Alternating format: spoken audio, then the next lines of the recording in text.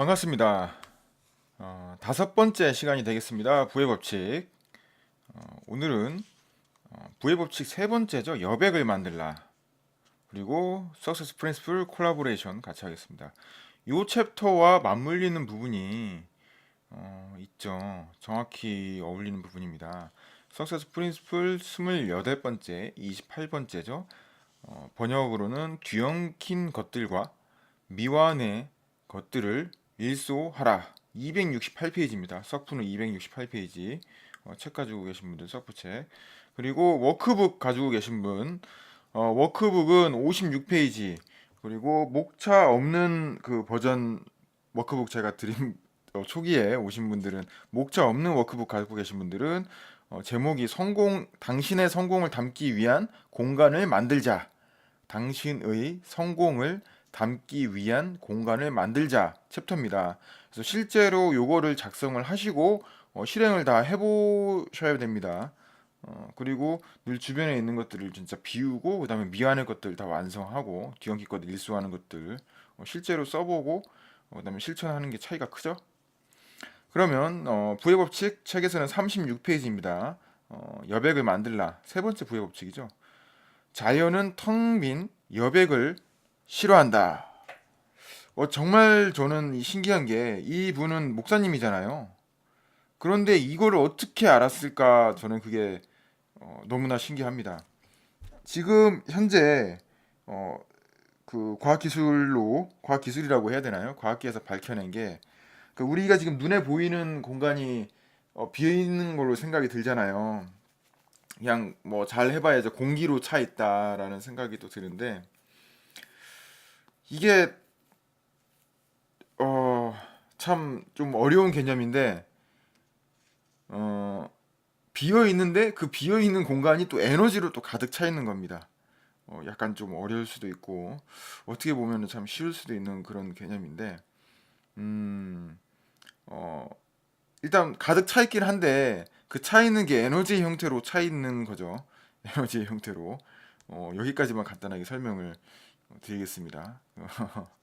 너무 이제 깊게 들어가면 좀 힘드니까 여하간 그 저기 가득 차 있는 건데 차 있는 상태인데 아무튼 계속 진행하겠습니다. 특히 부의 원리에서 그러한 특징이 뚜렷하게 드러난다. 여백의 법칙이란 가장 중요한 부의 원리 중 하나이다. 정직하게 부자가 되려 하고 부에 대한 긍정적인 생각을 하는데도 여전히 실패만 거듭한다면 대개 여백의 법칙을 사용하지 않아서가 많다. 여백의 법칙에는 다음과 같다. 인생에서 더 큰 부를 원한다면 먼저 그것을 받아들일 만한 빈 공간을 만들려는 것이다. 원하는 것을 채울 수 있도록 여백을 만들어야 한다는 것이다.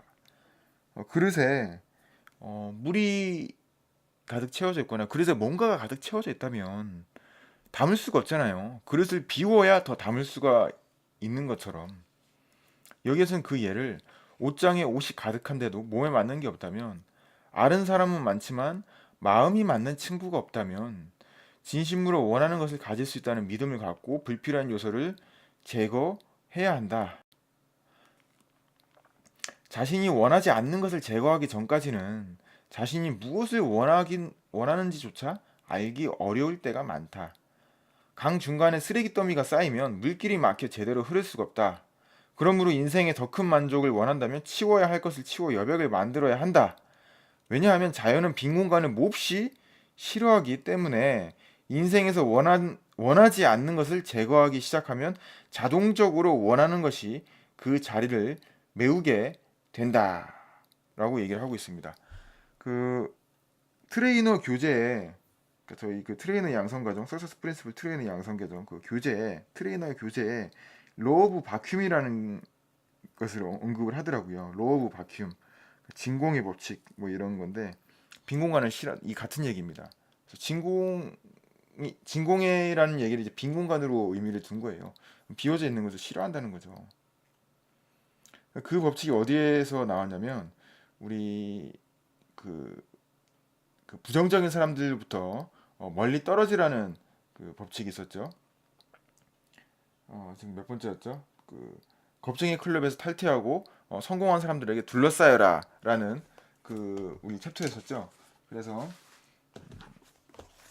그 존 먼티 얘기가 나오는 데 있었잖아요. 부정적인 사람들에서 멀리 떨어지고 긍정적인 사람들에게 함께하고 둘러싸여라 라는 얘기였었죠.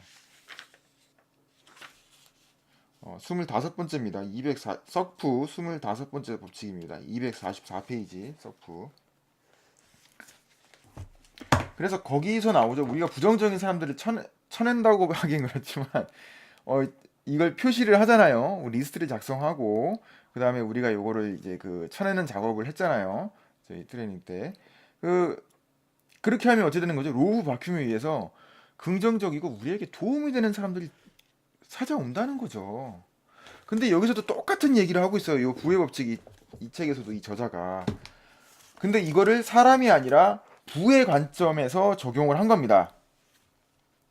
부의 관점에서.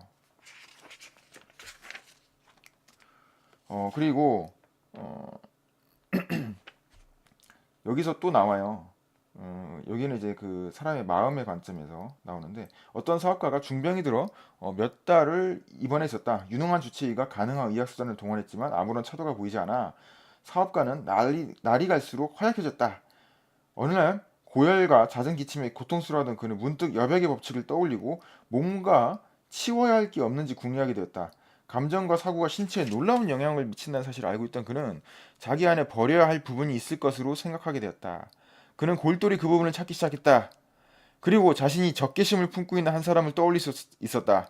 그 사람에게 몇 번이나 불친절한 행동을 하고 상처 주는 말했던 게 생각이 났다. 그 사람과 있었던 일을 되돌아보자 그때마다 자신이 품었던 지독한 증오의 감정을 떠올릴 수 있었다.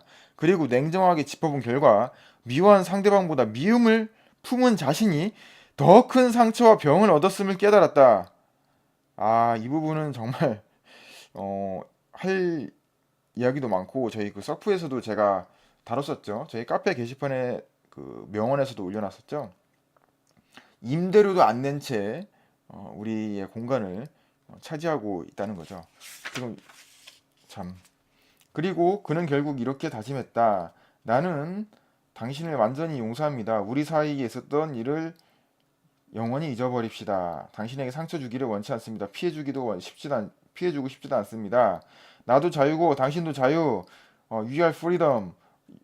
당신도 자유며 우리 사이에 있던 모든 일들도 자유가 되었습니다. 잠시 후 잔잔한 평화가 밀려들기 시작했다. 그리고 오랜만에 깊은 잠을 달콤하게 잘 수 있었다.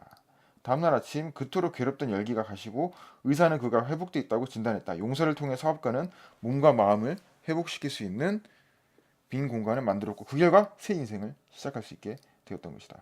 이게 그 부정적인 그런 사람들 부정적인 기억들을 흘려보내고 용서하는 겁니다. 용서하는 확언이죠. 이 사람은 이제 한 번만 이렇게 한 것처럼 했는데 분명 몇 번 했을 겁니다. 쉽게 되는 건 아니거든요. 한꺼번에 한 번에. 그러나 용서를 하게 되면 되게 중요해요. 중요합니다. 왜냐하면 저도 이런 경험이 다 있기 때문에 그렇죠. 사람 누구나 그런 어떤 사람에 대한 미움이라든가 이런 감정들을 갖게 되긴 마련인데 저도 굉장히 큰 저한테 그 괴로움을 미친 사람이 있었죠. 제가 아주 크게 한번 사기를 당한 적이 있어가지고 그러나 그러한 감정들이 있을 때마다 저도 속이 뒤틀리는 감정들이 결국에는 제 신체적인 영향에까지 미치고 저의 어떤 활동적 영향까지 미치게 되는 거죠. 마찬가지로 저도 용서를 함으로써 그런 것들을 극복을 하게 되는 거예요. 39페이지에 바로 용서가 해답이라고 아예 소제목이 되어 있습니다. 용서가 해답이다. 사람들 대부분 용서를 불쾌하고 찜찜한 일이라 여겨 꺼려한다. 그러나 용서란 단순히 말을 베는 데서 그치는 게 아니고 기존의 생각이나 감정을 지워버리고 그 자리에 더 나은 것을 부여하는 역할을 한다. 이게 용서를 하지 않으면 그 사람을 증오하게 되면 그 사람이 나쁘게 되는 게 아니고 자기 마음만 나쁘게 됩니다. 자기 자신한테 그게 돌아오게 된다는 거죠. 자기 감정이 피폐해지고 자기 몸만 피폐해지는 겁니다. 그 사람이 피폐하게 되는 게 아니죠. 이게 정말 중요한데 이걸 빨리 깨달아야 되는 겁니다. 그래서 여기 39페이지에 보면 쭉쭉 읽어보면 용서의 기술 해가지고 여백을 만들어내는 용서의 기술에 대해서 알고 있습니다. 나와 있고 제가 그 207 우리 서프 275페이지 석스 프린시플 29번째 미래를 받아들이기 위해서 과거를 완성하라 라고 되어져 있습니다. 그래서 이 275페이지에 나오는 그 학원들이라고 나와 있는데 이게 좀 번역된 부분이라 사실 좀 마음에 많이 와닿지는 않지만 이 부분을 여러 번 반복함으로 통해서 그래도 어느 정도 효과를 거둘 수 있을 거예요. 음, 아니면은 단순하게 나는 그를 용서합니다. 나는 용서합니다. 나는 그를 그냥 보내버립니다. 나는 모든 걸 용서하고 나는 그냥 자유스럽습니다. 라고 외쳐도 괜찮습니다. 278페이지에 간단하게 나와 있는 이 용서의 확언이란 부분 제가 말씀드리면 나는 나를 제한했던 모든 요구들과 비판들로부터 나 자신을 해방시킨다. 나는 나 자신에게 자유롭게 살도록 즉 기쁨과 사랑과 평화 속에 살도록 허락한다. 나는 나 자신에게 만족스러운 인간관계들을 만들고 내 삶에서 성공하고 나 자신이 내가 원하는 것을 받을 만하고 또한 받아 마땅하다는 것을 알도록 허락한다. 나는 지금 자유롭게 산다. 그 과정에서 나는 내가 모든 다른 사람들에게 부과했던 요구들이나 기대들로부터 그들을 자유롭게 해준다. 나는 다른 사람들이 자유롭게 살도록 허락한다. 나는 나 자신을 용서하고 그들을 용서한다. 중요합니다. 여기서도 매일 여러 차례 얘기하라고 되죠. 우리 잭켄필드, 우리의 멘토, 우리의 스승, 우리 잭켄필드 선생님도 여러 번 낭독하라고 얘기했죠. 학원의 묘미는 뭐죠? 학원 뭐죠? 죽도록 얘기하는 겁니다. 죽도록 외치는 겁니다. 새겨지는 거죠. 벌떡 일어나면 학원부터 딱 생각이 나야 됩니다. 아 이거 외쳐야 되지. 변합니다. 그래서 용서한다고 좀 이게 그러니까 그냥 용서한다는 것 자체 외치는 것 자체만으로 그냥 용서가 되는 겁니다. 그렇게 생각하시면 돼요. 내 자신감이 없죠? 그냥 자신감이라는 단어를 언급하는 것 자체만으로 자신감이 생기는 겁니다. 그렇게 생각하면 됩니다. 그래서 외치면서 용서하는 겁니다. 사람일 수도 있고 어떤 사건일 수도 있고요. 여러 가지가 있습니다. 그래서 이걸 비워야 됩니다. 여기서는 이 책에서는 부의 법칙에서는 용서에 대해서만 나와 있는데 저희 그 석세스 프린시플 트레이닝에서는 용서, 그다음 또 뭐가 있죠? 죄책감, 죄의식이 있습니다. 이것도 굉장히 커요. 굉장히 죄를 짓는다는 굉장히 미안한 감정을 갖는다는 거. 근데 당시에 우리의 상황은 어땠죠? 어찌할 수가 없었던 상황입니다. 그래서 이 죄의식, 죄책감을 다루는 거 필요합니다. 그래서 이 죄의식이나 죄책감 때문에 나는 이러한 것들 받을 자격밖에 없어 라고 생각을 하게 되죠. 그래서 우리의 생각을 한계를 짓게 됩니다. 우리의 잠재의식에서 한계를 짓게 되고 우리의 내면의 의식세계에서 나도 모르는 사이에 한계가 있습니다. 나는 이러한 것들밖에 받을 자격이 없다. 이런 것밖에 받을 자격이 없다. 왜냐? 나는 그러한 것들을 받을 자격이 없기 때문이다. 왜 그러냐? 나는 이러이러한 제의식을 갖고 있는 거죠. 제의식 관련해서는 제가 기회를 되면은 설명을 드리도록 하겠습니다. 그러니까 굉장히 어떤 미안한 상황이 있는 겁니다. 나 때문에 그렇게 됐다는 거죠. 자기 때문에 그렇게 된 게 아닌데 그런 제의식을 갖는 경우가 있어요. 굉장히 미안해하면서 그렇기 때문에 자신의 성장 가능성을 한계를 지어버리는 것 그것들은 잠재 의식 속에 들어가서 우리 한계를 그어버리기 때문에 우리는 몰라요. 그러나 이런 것들을 우리가 계속 끄집어냅니다. 툭툭 건드려보고 끄집어내게 되면 누구나 그런 것들이 한 개씩 나오게 됩니다. 그것들이 우리의 한계지어요. 그런 것들 다루는 것도 필요합니다. 그래서 어떤 거 있냐? 용서에 대한 부분들, 분노 다루고 그다음 제의식 다루는 부분도 있습니다. 그걸 다뤄야죠. 그래서 버려야 할 것은 과감히 버려라. 다음 소제목입니다. 그래서 과감하게 버린다는 거죠. 옷장에 안 입는 옷들 다 버리고 동생한테 주고 이렇게 나와 있습니다. 그러니까 다 채워지고 저도 얼마 전에 옷들 싹 다 정리했습니다. 보내버리고 사실 좀 기부하면 좋은데 헌옷장 우리 동네마다 그 있잖아요. 헌옷장에 넣는 거. 근데 저는 거기다 넣기 싫었어요. 제가 좀 기부를 좀 따로 하고 싶었는데 우리 그 아직 아직 모르시는 분들도 계실 수도 있겠지만 헌옷장에 그 옷 넣는 거 기부되는 거 아닙니다. 그 개인 사업자입니다. 그래서 그 옷으로 팔아서 개인 사업자가 돈을 벌어서 영리를 추구하는 겁니다. 그 우리가 기부를 한다거나 어려운 불우이웃들한테 가는 게 아니에요. 헌옷들 그 기부하는 거 잘 아셔야 됩니다. 그 어떻게 언제 한번 이슈가 되었습니다. 그 정말 옷이 없어가지고 힘든 그 외국 이민자들이 그 헌옷장에서 옷을 꺼내서 입었죠. 그런데 어떻게 됐습니까? 경찰에 잡혀갔습니다. 그 사업자가 신고를 했죠. 절도죄로. 헌옷 사업자가 신고를 했습니다. 절도죄로. 사람들이 깜짝 놀랐죠. 아니 그거 어려운 불우이웃들이 어차피 갈 건데 불우이웃들이 그걸 옷을 입은 건데 왜 그런 게 죄가 되느냐? 그게 개인 소유물로 된 겁니다. 사업자의 사업 그 자산으로 등록이 되기 때문에 안 된다는 거죠. 그래서 불우이웃들을 위한 옷이 아니라는 겁니다. 그래서 제가 기부를 하고 싶어서 어쨌든 옷이라든가 이런 것들 다 모아놨죠. 어, 어쨌든 뭐 이거는 좀 저희 약간 좀 빗나간 진도에서 벗어난 얘기긴 한데 어쨌든 그렇습니다. 그래서 저도 옷도 싹 비웠고 쓰지 않는 물건들도 다 뭐 주거나 거의 이제 헐값으로 다 넘기고 있죠. 왜냐? 저는 그러한 것들을 가지기에 충분한 사람이기 때문에 그럴 자격이 충분히 있고 능력이 충분히 있는 사람이다. 되든 안 되든 사람이라고 생각을 하면 됩니다. 과연 내가 그런 사람일까? 그런 사람이 아닐까? 무조건 밀어붙이면 됩니다. 우리 그 잠재 의식으로 나는 그런 사람이다라고 얘기를 하고 밀어붙이는 게 먼저입니다.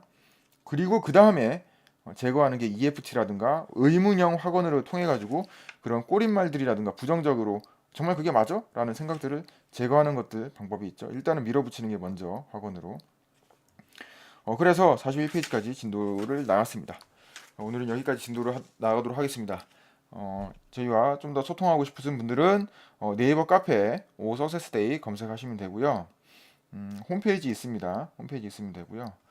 보다 완벽한 것들, 진정으로 원하는 것들을 성취하는 완벽한 방법을 얻기 원하시는 분들, 정말 힘든 상황을 해결하기 원하시는 분들, 매출을 증대시키고 잡체인지를 원하시는 분들, 하여튼 삶을 변하기 원하는 분들, 저희 트레이닝에서 함께 해주시면 감사드리겠습니다.